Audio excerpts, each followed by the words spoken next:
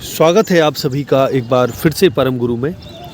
मैं चेतन प्रताप आज आपके लिए जो वीडियो लेकर आया हूँ वो वीडियो बहुत इम्पोर्टेंट है और ये ख़ास वीडियो है बोर्ड एग्ज़ाम के स्टूडेंट्स के लिए जिनका आज पेपर है।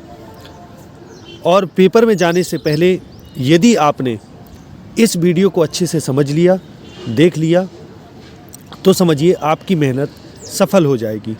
क्योंकि इस वीडियो में आपके लिए मैं बता रहा हूँ बहुत सारी ऐसी टिप्स जो एग्ज़ाम देते समय, जो पेपर सॉल्व करते समय आपको ध्यान में रखनी है। बहुत सारी ऐसी टिप्स कि जो आप नहीं जानते होंगे या आप ध्यान नहीं देते होंगे और जिनको करने पर आपको बहुत ज़्यादा लाभ होगा। यकीन मानिए ये आपके लिए वीडियो बहुत ही इम्पोर्टेंट, बहुत ही ख़ास साबित होगा। क्योंकि इस वीडियो में जो टिप्स हैं कॉपी लिखते समय कि कॉपी लिखना कैसे है, कब क्या लिखना है, क्या नहीं लिखना, वो सारी चीज़ें मैं यहाँ आपको बताऊँगा। तो वीडियो ख़ास से भी ख़ास है, ज़्यादा समय नहीं लेंगे वीडियो में और आपको पूरा एनालिसिस देंगे कि पेपर कैसे करना है, कौन सा क्वेश्चन कैसे किया जाता है, कितना लिखना चाहिए, कितना नहीं लिखना चाहिए, वो सारी चीज़ें मैं इस वीडियो में आपको बताऊँगा। अगर गलती हो जाए लिखते समय तो क्या करना चाहिए, वो गलती पर ध्यान न टीचर का जाए, ये कैसे अपन उसको करेंगे, तो ये सारी चीज़ें मैं आपको बताऊंगा। तो लास्ट तक देखना है, ये वीडियो आपके लिए बहुत इंपॉर्टेंट है। इसमें कॉपी कैसे लिखना है ये आप पूरी तरह सीख जाएंगे, कैसी राइटिंग होना चाहिए, सारी चीज़ें इसमें क्लियर हैं। तो वीडियो लास्ट तक देखना है और यदि अच्छा लगे तो शेयर ज़रूर करना है। चलिए शुरू करते हैं।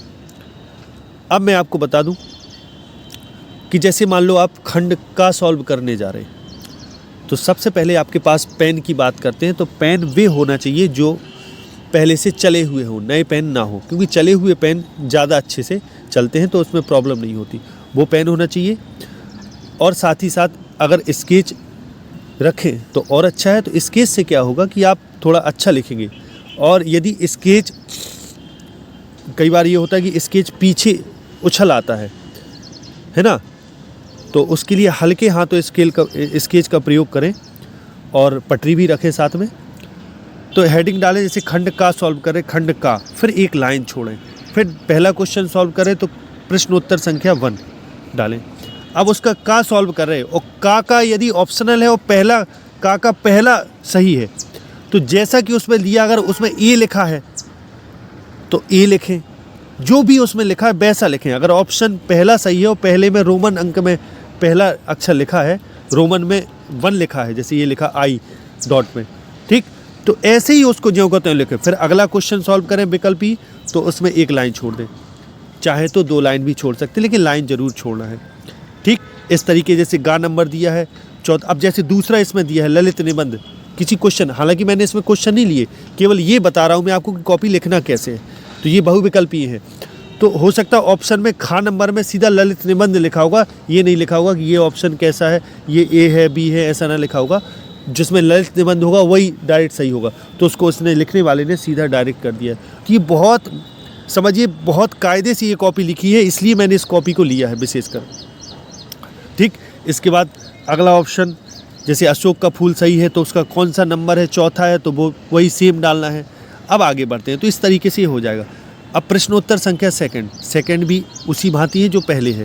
कहने का मतलब ये है कि ये भी ऑप्शन रहा होगा तो इसका भी ऐसे। अब इसमें आप देख रहे हैं राइटिंग, देखिए गौर से कितनी बेहतरीन राइटिंग है, स्पष्ट दिख रहा है कि क्या सही है ऑप्शन और उसको कैसे लिख रहे हैं, एक एक अक्षर स्पष्ट दिख रहा है। आगे चले, इसके बाद देखें, अब मान लो और सीरियल का फॉलो करना है आपको।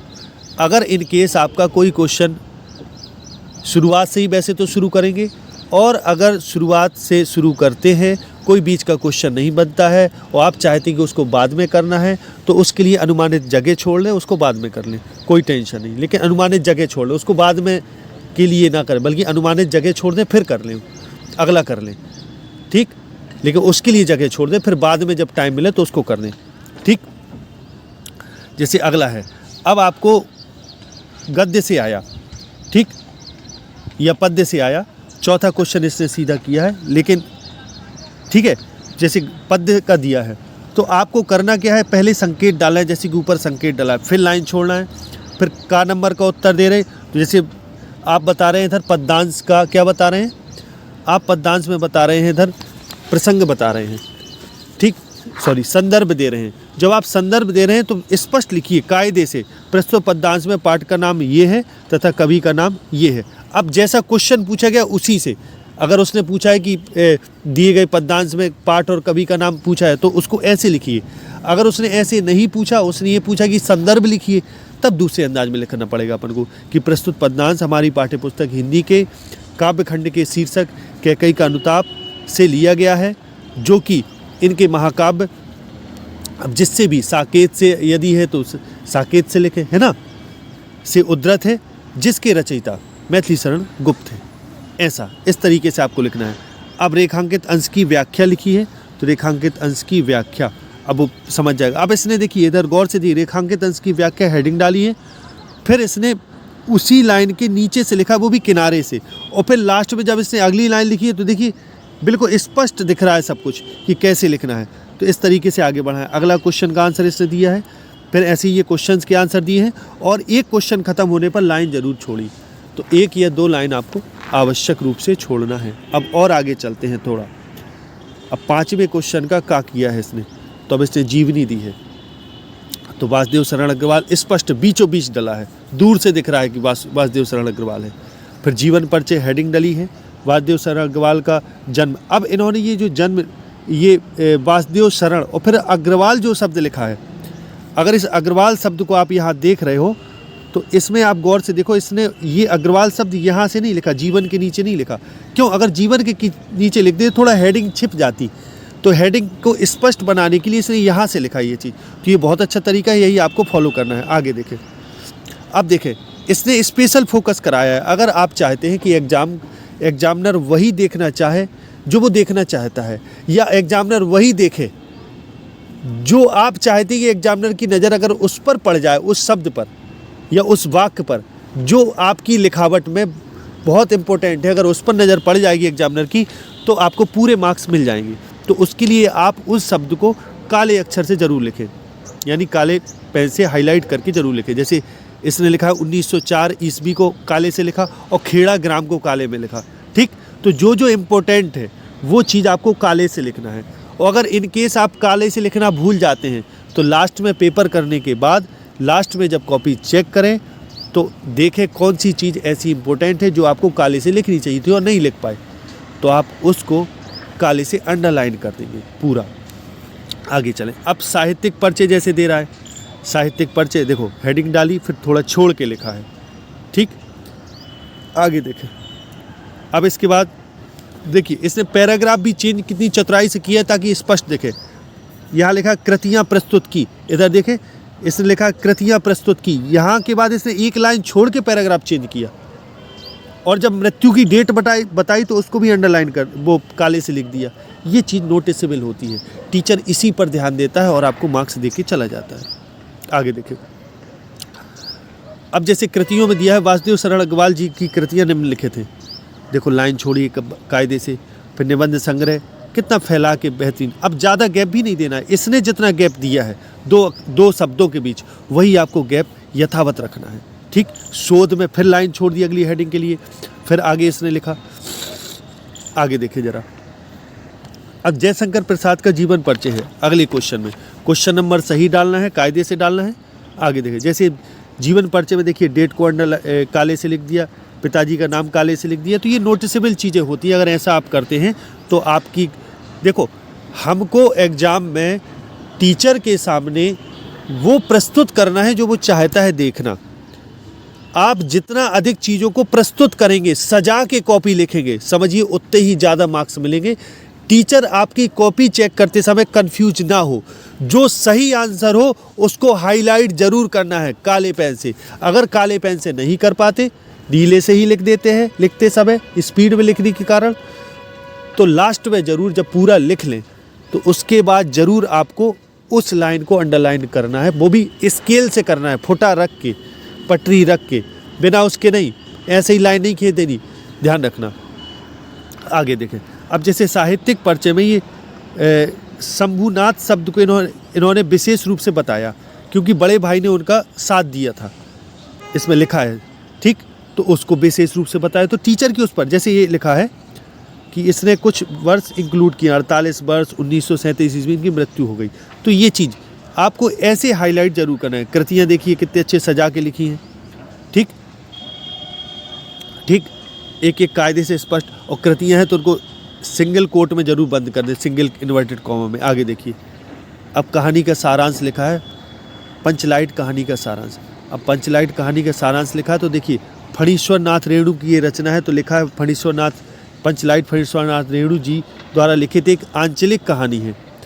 अब इसमें आप आंचलिक को भी काले से लिख सकते थे, ठीक, और जिसमें रेणु जी ने, रेणु को काले से लिखना है, ठीक। तो ये चीज़ें बहुत नोटिसेबल होती हैं। आगे देखें, आगे चलते चले जाएँ, अपना आंसर दें। देखिए लिखने की लिखावट देखिए इसमें कायदे से, यहाँ मोह उतर गए, यहाँ से मोह उतरने के बाद इसने पैराग्राफ चेंज किया है, तो इसने देखिए यहाँ से न करके थोड़ा गैप देके किया, ठीक, फिर इसके बाद फिर इसने चेंज किया, तो फिर इसने कितना गैपिंग करी, तो ये चीज़ अलग दिखती है दूर से, तो एग्जामिनर इसको देख के खुश हो जाता है कि कितनी सफाई से कॉपी लिखी, बहुत कायदे से लिखी। आगे बढ़ें, अब आगे देखें, जैसे इसमें कुछ स्पेशल कैरेक्टर हैं, गुलरी काकी, मुनरी, गोधन, कनेरी, ठीक, तो इनको देखो इसने हाईलाइट किया है, अलग दिखाया है काले से, तो आपको ये चीज़ ध्यान रखना है, ध्यान रखिए। आगे देखिए, अच्छा, इसमें कुछ एक विशेष चीज़ है, जैसे कि ये पैराग्राफ, इसमें एक दोहा टाइप, एक पद टाइप का इसने दिया, तुम्हारा एक विशेष वक्तव्य है जो गोधन ने कहा था, उस वक्तव्य को इसने विशेष काले पेन से, वो भी ये नहीं किया इसने कि गोधन ने गोधन से कहा, ये जस्ट नीचे लिख दिया हो, एक लाइन छोड़ के लिखा, तो ये साफ दिख रहा हो। एक क्वेश्चन समाप्त होने के बाद 2 लाइन जरूर छोड़ो, देखो जैसे इसने छोड़ी। अब श्रवण कुमार खंड काव्य, तो देखो इसने इसको अंडरलाइन किया, इसको अंडरलाइन किया, अलग विशेष प्रभाव। तो टीचर केवल यही चीज़ देखेगा और मूव कर जाएगा, आगे बढ़ जाएगा। अब इसने हेडिंग कितनी सफाई से डाली, इसको देखिए कायदे से, देखिए लिखा कितना अच्छा है, राइटिंग भी अच्छी होनी चाहिए। जल्दबाजी में हड़बड़ा के नहीं लिखना है, टाइम बहुत होता है, 3 घंटे का समय बहुत होता है, अगर आप अच्छे से करेंगे। शब्द सीमा का विशेष ध्यान रखना है, अगर उसने शब्द सीमा कही है 40 शब्द, तो अगर आपकी एक लाइन में 8 शब्द आते हैं तो इसका मतलब 5 लाइन से ज़्यादा नहीं, 5 हो जाए 6 हो जाए, इससे ज़्यादा नहीं। अगर उसने कहा है 300 शब्द, तो 300 शब्द का अर्थ ले लो लगभग 3 पेज, इससे ज़्यादा नहीं। 250 शब्द का है तो वही 2.5 पेज, 3 पेज, इससे ज़्यादा कुछ नहीं लिखना फालतू, क्योंकि एग्जामिनर आपकी गाथा पढ़ने के लिए नहीं बैठा, वो तो मेन चीज़ देखना चाहता है। अगर लॉन्ग उसने कहा है निबंध है तो 3 पेज से ज़्यादा नहीं लिखना, 5-6 पेज तक नहीं ले जाना उसको, उतना कोई नहीं पढ़ने को बैठा। 3 पेज हो जाए, मैक्सिमम 4 खिंच जाए, इससे ज़्यादा तो 3 से ज़्यादा जानी नहीं चाहिए मेरे हिसाब से, और मेन चीज़ों को हाईलाइट करना चाहिए। आगे देखो, जैसे आगे दिया है सत्यवादी, क्षमाशील, भाग्यशाली, कितनी सुंदर हेडिंग डाली है, और प्लस लाइन भी बहुत अच्छी सफाई से छोड़ी, कोई कटिंग नहीं है कहीं भी। आगे देखें, अब जैसे इसने भारतीय संस्कृति का सच्चा प्रेमी, अब इसमें देखिए इस विशेष चीज़ को इसने थोड़ा क्या किया है, ये विशेष काले से लिख दिया, तो इससे टीचर विशेष जो काले से आप हाईलाइट करते हैं, लिखते हैं, उस पर टीचर की नज़र जाती है, और टीचर की जब नज़र जाती है जिस चीज़ पर, अगर वो चीज़ सही होती है तो टीचर खुश हो जाता है, नंबर दे देता है। क्योंकि टीचर आपके जितना आपने लिखा हुआ है उसमें वो पढ़ना तो चाहता है, लेकिन वो काम की चीज़ पढ़ना चाहता है, वो फालतू समय नहीं बर्बाद करना चाहता है। क्योंकि टीचर के दिमाग में कॉपी चेक करते समय ये है कि कितनी जल्दी कॉपी चेक हो और उसके आगे पैसे बने, पैसा उसका आगे इंक्रीज हो, क्योंकि हर कॉपी चेक करने पर उसको पैसा मिलता है। ठीक, आगे देखें, अब आगे चलेंगे। जैसे संस्कृत में लिखा है तो आगे देखिए, संस्कृत का उसने पहले संकेत लिखा, ये पूरा याज्ञवल्क्य उवाच, और संदर्भ कितना कायदे से सामान्य हिंदी के एक संस्कृत खंड के आत्मज्ञ एवं सर्वज्ञ नामक पाठ से लिया गया है।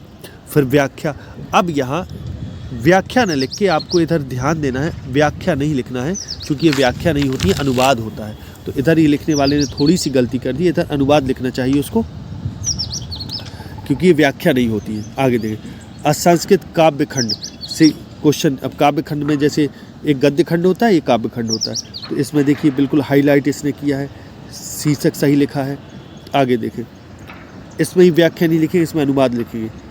अब जैसे ये आ गया मुहावरे वगैरह से, नाक काटना, तो इसने देखो कायदे से उसको लिखा, बिल्कुल लाइन छोड़ के, बिल्कुल बहुत अच्छे तरीके से। ठीक, अब जैसे 1-1 नंबर के ग्रामर से हिंदी में होते हैं क्वेश्चन, जैसे बधूत्सव, 9 1, तो जो जैसा आंसर है उसको बिल्कुल सेम टू सेम वैसे ही दिया और वही ऑप्शन लिखे सही सही जो लिखना चाहिए। ठीक, विभक्ति वगैरह जैसे आंसर देना है वैसे ही, जैसे पहला ऑप्शन सही है तो पहला उसने दिया है, इधर ये पहला दिया है। ठीक, आगे देखें, ऐसे ही ये क्वेश्चन हो गया। इसके बाद रस की जब उसने परिभाषा लिखी तो रस की परिभाषा देखिए कितना साफ सफाई से लिखा है। फिर इसके बाद जो एग्जाम्पल दिया वो सीधा काले से दे दिया। ठीक, तो यही आपको फॉलो करना है, you just follow these steps. आगे देखो, अलंकार को बिल्कुल कायदे से एग्जाम्पल को काले से ही दे दिया। ठीक, आगे देखें, छंद को भी काले से दिया, मात्राएं भी इंगित कर दी, तो ये भी आपको करना है। ठीक, समझ रहे हैं? आगे देखें जरा। अब आवेदन देखिए, इसमें आप मुग्ध हो जाएंगे इसके आवेदन लिखने की शैली पर। सेवा में और गैपिंग देखें आप, गैपिंग से अलग प्रतीत हो रहा है कि लिखा क्या है। ये गैपिंग देखिए, महोदय सविनय निवेदन को भी कितने कायदे से लिखा, दूर बिल्कुल यहाँ गैप देकर बीच में महोदय की बात। ठीक, आगे चलते चले आए। अब मेरी शिक्षा प्रणाली निम्नवत है, इसको इसने दिया है तो कितना कायदे से दिया देखिए जरा, है ना। ये सारी चीज़ें नोटिसेबल चीज़ें हैं। अब जैसे BSc BCom काले से दे दिया, सन भी काले से दे दिए, तो ये अलग नोटिस होती है। टीचर जब देखना चाहेगा किसी चीज़ को तो उसको कायदे से देखेगा। ठीक, देखें, देखिए आगे इस तरीके से ये। अब कोई तीसरा गद्य का ये प्रश्न है, इसने लास्ट में किया है। हालांकि आपको सीरियल भंग नहीं करना है, राइटिंग बहुत अच्छी है और राइटिंग साफ होनी चाहिए। ठीक है, तो इस तरीके से ये हुआ पूरा। अब जाते जाते मैं आपको लास्ट में कुछ बातें बताता हूँ। पहली चीज़, आपको कटिंग नहीं करनी है। इन केस यदि गलती हो जाए, कोई चीज़ लिखते समय आप गलत लिख गए, उसको काटना चाहते तो काटिए मत। उसका मैं एक दूसरा इलाज बताता हूँ। जो आपने लिखा है उसके लिखने के संबंध में उसको आगे बढ़ा दीजिए, काटिए मत, उसको आगे बढ़ा दीजिए और सही आगे मतलब सही लिख के आगे बढ़ा दीजिए, उसको मत काटिए, उसको वैसे ही गलती लिखा रह दीजिए। अब आप चाहते हैं कि उस गलती पर टीचर की नज़र ना जाए, तो उसके लिए आप क्या करो कि आपने जो और लिखा है उसमें जो मेन चीज़ हो उसको अंडरलाइन कर दो काले पेन से, तो टीचर की नज़र उसी अंडरलाइन पर जाएगी, आपकी गलती पर नहीं जाएगी। ठीक, और टीचर आपके मार्क्स नहीं काटेगा, वो मार्क्स दे देगा। अदरवाइज अगर आप काट देंगे तो टीचर की पहली चीज़ तो नज़र जाएगी गलती पर की कटिंग हो गई, तो वो पूरे नंबर देने में हिचकिचाएगा। और दूसरी, जब कटिंग हो गई तो टीचर का मन ये करने लगता है, अरे यार हो सकता है इसको आता ना होगा इसलिए इसने ऐसे कटिंग वटिंग कर दी। तो वो आपको नहीं करना, कटिंग नहीं करना है। टीचर का कटिंग गलती से ध्यान हटाने के लिए आपको उसी क्वेश्चन के अंतर्गत जो आपने लिखा है और जो चीज़ महत्वपूर्ण है आप फोकस कराना चाहते हैं कि अगर टीचर इस पर ध्यान देगा, गलती पर ध्यान नहीं देगा तो नंबर दे देगा, तो उस चीज़ को आपको अंडरलाइन करना है। तो टीचर का ध्यान अंडरलाइन पर जाएगा और काले पेन से अंडरलाइन करना है। ठीक, और दूसरी चीज़, स्पीड नहीं ज़्यादा दिखानी पेपर करते समय कि भयंकर स्पीड दिखाएं, आप राइटिंग सही ना लिखें, क्योंकि टाइम बहुत होता है, इत्मीनान से कर लोगे, समय बहुत होता है। स्पीड ज़्यादा चक्कर में नहीं पड़ना है, बल्कि आपको राइटिंग बना के पेपर देना है। गैपिंग है, एक क्वेश्चन होने के बाद 2 लाइन कम से कम छोड़नी है, 2 ही लाइन छोड़नी है, 2 से ज़्यादा नहीं। ठीक, और अगर कोई और हर सीरियल से क्वेश्चन करना, अगर कोई क्वेश्चन नहीं बन रहा है उस समय अटेंडम, तो आपको उसकी जगह छोड़ के आगे बढ़ जाना है, बाद में उसको करना है। और जब पूरा पेपर हो जाए तो अंत में अपने हर एक क्वेश्चन को चेक करना है और जहाँ जहाँ जो आपको मेन चीज़ें लगे उनको आपको अंडरलाइन कर देना है। ये तो होगा पूरा विश्लेषण कि आपको पेपर कैसे करना है। कोई भी क्वेश्चन नहीं छोड़ना, कायदे से कॉपी भरना है, रोल नंबर वगैरह जो जैसा है वो सब ठीक करना है, कहीं कोई टेंशन नहीं लेनी। बाकी आपको बहुत बहुत शुभकामनाएं पेपर के लिए, आपका पेपर बहुत अच्छा जाए। इसी आशा के साथ वीडियो यहीं तक। जय हिंद, जय भारत, वंदे मातरम, हर हर महादेव, जय भवानी।